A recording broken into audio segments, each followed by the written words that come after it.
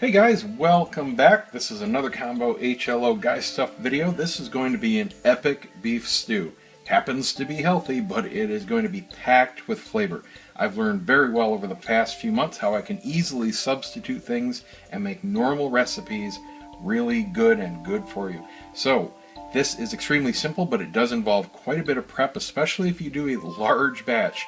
And I am doing a very large batch today. I'm in fact going to be using my huge pot. It's going to be somewhere between probably 2.5 to 3 gallons total in the end, and my 2-gallon obviously will not hold. So the prep basically involves a lot of chopping. These mushrooms here, I'm using 4 pounds of them. By the way, this is again easy to very easily cut in half or quarter if you're doing smaller batches. So the mushrooms, I've got 4 pounds of these. Surprisingly, these cut and washed, which are ready to go, were cheaper than the whole dirty ones. So this not only saves me money, but it saves me a heck of a lot of time chopping up and slicing 4 pounds of mushrooms. So that's all done. I strongly recommend you get those, even if they're a little bit more. Huge time saver. I have 6 really large white onions. We're going to finally chop these. I have 8 big russet baking potatoes. You can skin them if you want. I prefer the skin. I like the texture and the taste, so I'm just going to wash these, of course, really well. And these are going to be roughly cubed. I want big, hearty, bite-sized chunks and everything in here. That's how I like my stews and my beef, or not my beef, my soups.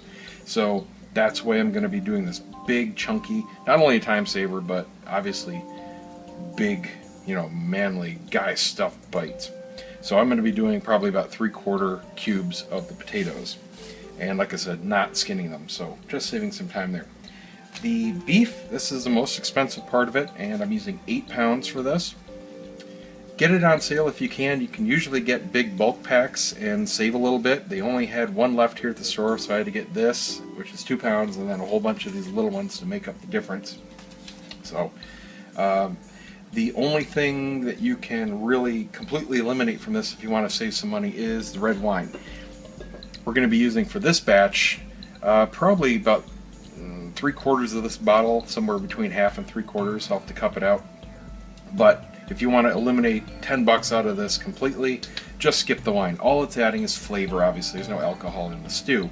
But I love it because it does give it that rich, real beefy, savory flavor, much like a steak sauce. And you want to use a really dry wine. I'm a big fan of the Rosemount Estate, which is an Australian wine, and I really haven't had a bad one from them. And this one was on sale, so I think I got this for $7.99. It was, I think, $12.99 regular, so a very decent starter wine. Certainly good enough to drink with the dish also, so if you're into that kind of pairing, this is a very good choice. This is a blend of their Cab and Merlot. If you want to do just their straight Cab, that is also an excellent choice. That's one of my favorite normal drinking ones. And for the bulk of the liquid, we have fat-free, low-sodium beef broth. Again, this is a super easy substitution. There is no reason, in my opinion, to get normal, not fat-free, not low-sodium broths. There is just no flavor difference. You do not taste it when you cook with it. So, easy right off the bat there to really health it up a bit. And we're going to be using 4 large, we're going to be using 128 ounces total in this.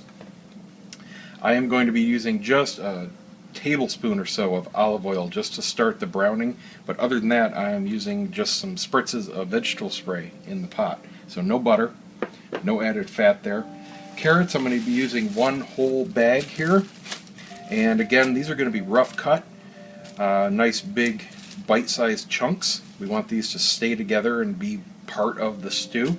Carrots are not in season right now, and these are the biggest they had. They had a whole bunch of different selections, a couple different brands. They had some organics and whatnot, and the organics were even smaller. So, they get pretty skinny sometimes of the year. Other times of the year, they are that big around at the big fat end. So, take a look, get the biggest ones you can, but not a huge deal. If all they have is what they have, use it. Seasoning, very simple. We're just using a few pinches of salt. If you want to salt it, do it at the end, do it in the bowl. We're just seasoning the beef as we brown it with a little bit of salt. That's needed just to help the browning process, but Really, we're not adding any more salt to the dish. We're using what comes in the broth, which is minimal. Of course, some fresh pepper, and we're going to use some bay leaves, which will be pulled out at the end. We're going to use a whole container of fresh thyme, and you can save a couple of these sprigs if you want to, just for a garnish on the bowls if you're doing it for company or whatnot. But other than that, we're just going to get all the good stuff off. And of course, minced garlic. This is mostly to taste. I'm a big garlic fan, so I'm going to be using quite a bit of this.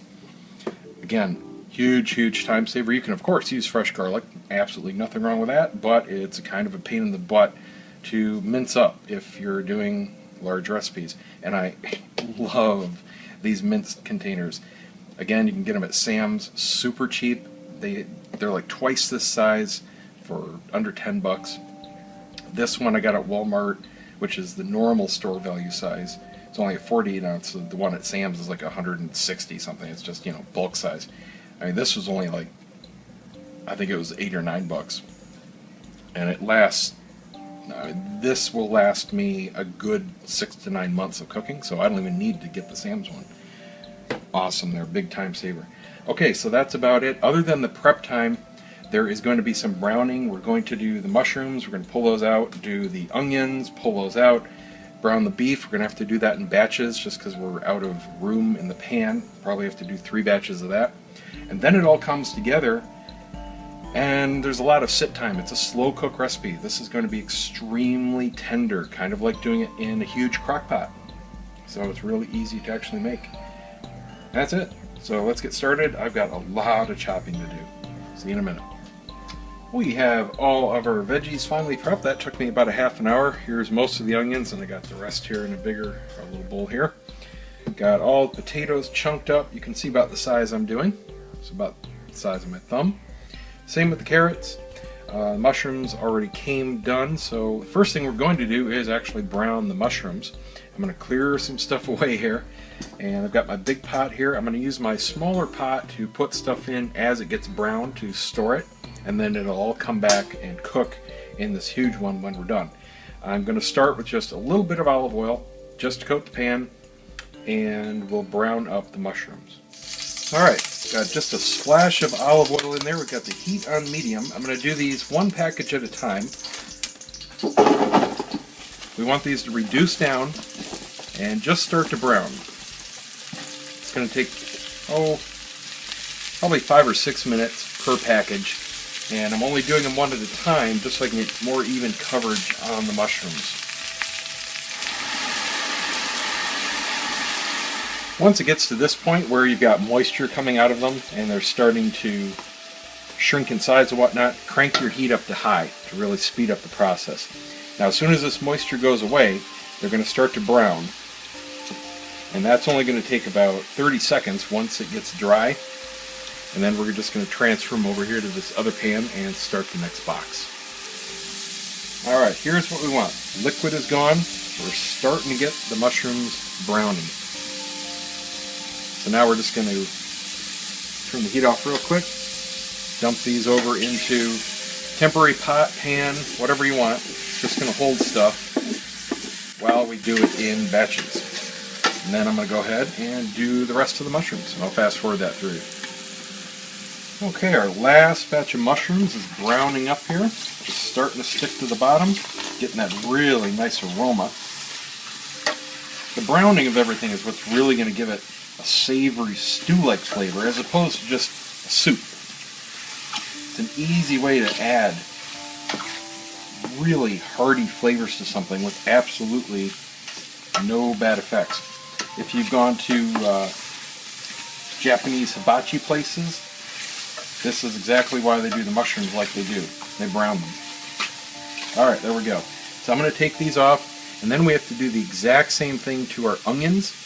The only difference being at the end of our onions, the last minute, we're going to throw in our garlic. And I'm going to do, about 6 or 7 big tablespoons worth of the minced. You want to do at least 12 or 14 cloves if you want to do it fresh. So I'm going to take this off, and then we'll do our onions. Here's our first batch of onions, and they are ready. Just starting to stick to the bottom. Getting a real sweet aroma coming up in the kitchen. When you start to see it smoking like this, they are ready. Show you what kind of color we've got. So you can see there's just a golden brown starting. So I'm going to kill the heat again, transfer these over into the same pan with the mushrooms, and I've got half the onions left to do. Second batch of onions is just about done. I'm going to kick the heat down to medium here and go ahead and put in the garlic. As soon as I get a spoon. And again, this is to taste. I'm going to do about 8 cloves worth. And then saute this for just a minute or two. And then combine it with the rest of the stuff. And then we're going to do the same thing with our beef. Alright, out that comes. Kick the heat off here. Scrape out the pan, and then let's start the beef. Same thing, do it in batches.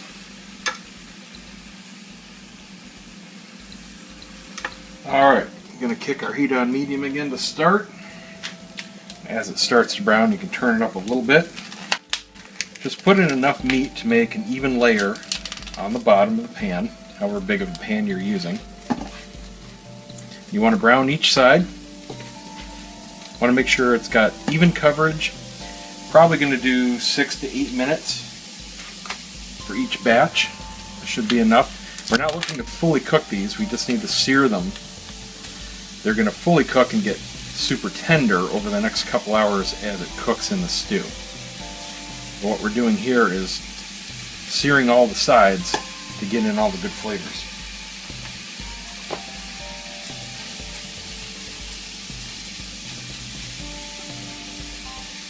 Once you have the meat browned, go ahead and dump it in the pot or the pan or wherever you're storing your other stuff. I'm going to go ahead and continue on through the rest of our beef. Looks like we've got, probably 3 more batches like this.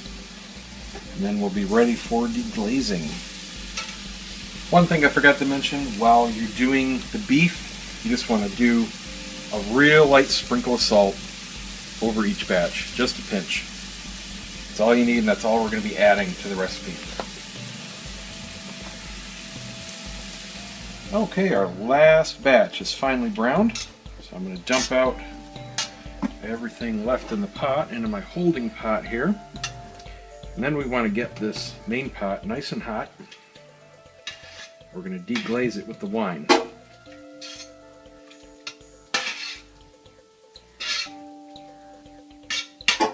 Not too much on it. Some people are going to have more brown bits than others. It really depends on your pot, how hot you're cooking things and whatnot. I've got a good amount. I'm going to use about 3/4 of the bottle of this wine. And I'm going to let some of it reduce so it's not all going to be adding into the stew. I don't know what happened to that other glass. I mean, I opened it and it just like disappeared. Anyway, alright, got it nice and hot here. Slowly pour it in. You don't want to get the sediment at the bottom if you're using the bottom half of the wine.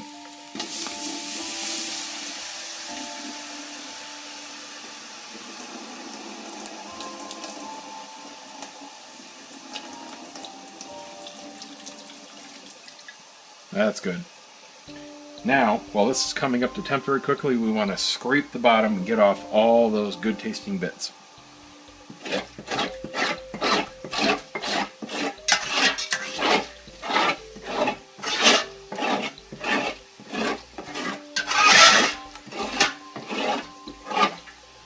Okay, our wine has reduced about half. We've scraped the bottom.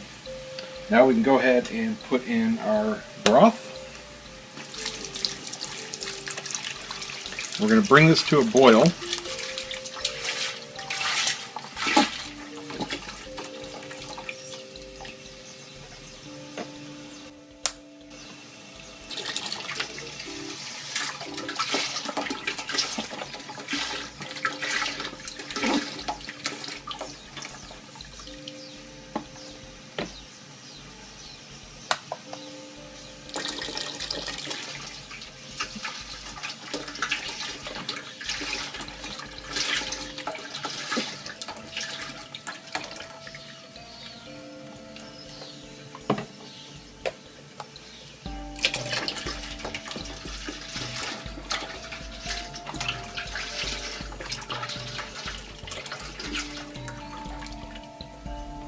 We also want to add in our thyme. This is the results of that entire package. It's really easy to strip thyme, pull off the very end, and then you just run your finger along the stem backwards and it all falls off. And we're going to put in a few bay leaves.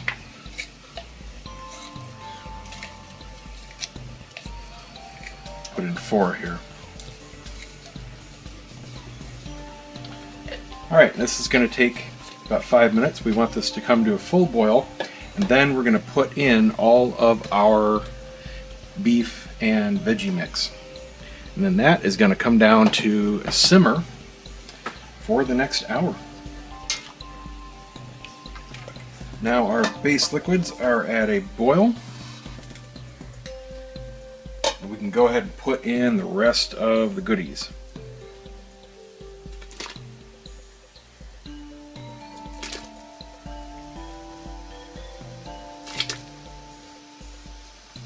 As soon as we get everything in,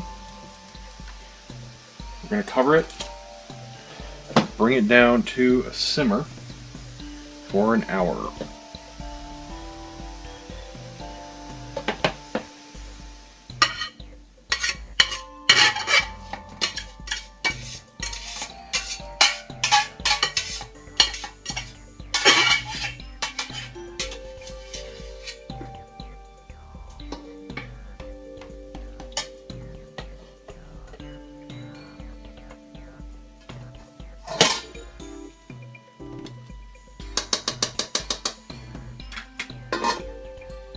One hour has gone by. I just took the lid off just to check on everything.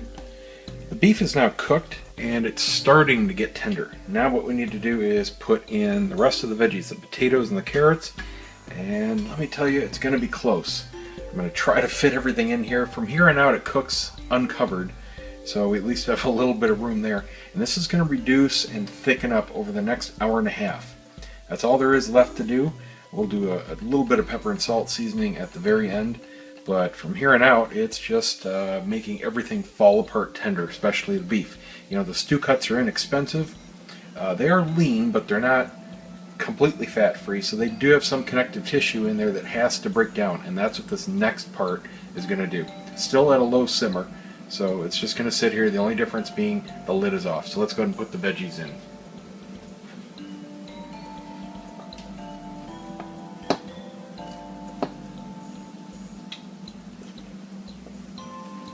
Barely made it. Just the right measurements. Alright, just want to mix it up a bit. Get the potatoes down in there. I already got the carrots in there, obviously. Just don't want to, I did the carrots in between, didn't know if I'd have enough room for them, so I'd rather have all the carrots than all the potatoes. But everything made it just perfectly. So that is just going to sit here and continue on a simmer. This is going to cook the carrots and cook the potatoes and finish breaking down all the beef. So this is going to go for an hour and a half, and then we'll be ready to plate up. Alright, we are getting near the end here. There's probably about another 15 or 20 minutes left in here. What you want to do, the exact heat, the exact time you need to do this last step for totally depends on how big of a batch you have and how big your pot is, your stove, etc. But here's what you want to check. You want to find a big piece of potato and make sure that it's, you know, butter soft. This is getting there. It's got a little bit of a snap on the outside I want to get rid of. But it's close. I mean, it's really, really squishy. It's just not completely squishy. So I'm close enough to the end where I can do the seasoning. We want to taste test it now. And you can see what kind of heat I'm at. It's not a rolling boil. Mine's on 4, my heat level here. But you do need some heat to soften everything up. You don't want it splattering around. I'm actually going to turn it down. Excuse me, down a bit here. But anyway, you do want to taste test the broth, just to make sure that it has enough seasoning in it. Again, we have just done literally a couple pinches of salt for this whole thing. So we do have some room here without any problems. I'm just going to test this real quick and see if it needs anything. Okay, that's close. That is close. It does need some salt. It needs a little kick. It's a bit on the bland side. So I'm just going to put in about a tablespoon, which for 3 gallons is nothing. And we'll just let that cook in. And I'm also going to put in some pepper. And this is kind of to taste, obviously. I'm going to do a couple big tablespoons. I like pepper. And won't do this on camera because this is going to take me like probably 5 minutes to grind it. I really need to get an electric grinder. But anyway, after that, we'll just wait until these potatoes are perfect and we'll be done. Alright, we are at about 2 hours. And we're at the point where I'm happy with how soft everything is. Beef is nice and tender. Potatoes come apart like butter. So does the beef. Alright, we're done. Beautiful. I got the heat turned off. Nothing left to do now but try it. I did give it a taste test and I'm happy with the salt, so I don't need any more in there. It's got a nice little bit of pepper to it. And if people want more, do it in the bowl. Just get a good base level in the pot, and that way you don't over season. Alright, I'm excited to try this. I am hungry. Ooh, it's hot. Try a little bit of the broth here. Some mushroom. Got potato. Hot, hot, hot. Mmm. So good. Beautiful flavors. Definitely not salty at all. You get the richness of the beef. You can taste the searing. The onions have disappeared. I mean, they're in here, but it's just so subtle. Oh, that's wonderful. Mmm. Alright, well there you go. There is a delicious, long time to make, but worth it beef stew. Very healthy, very hearty. This is a guy stuff meal for sure. Look at these chunks. Just tender beef, big potatoes, carrots. There you go. Enjoy this one, guys. I know I am, and I'm going to eat like a king for at least a week on this stuff. Oh yeah. See you next time. Mmm.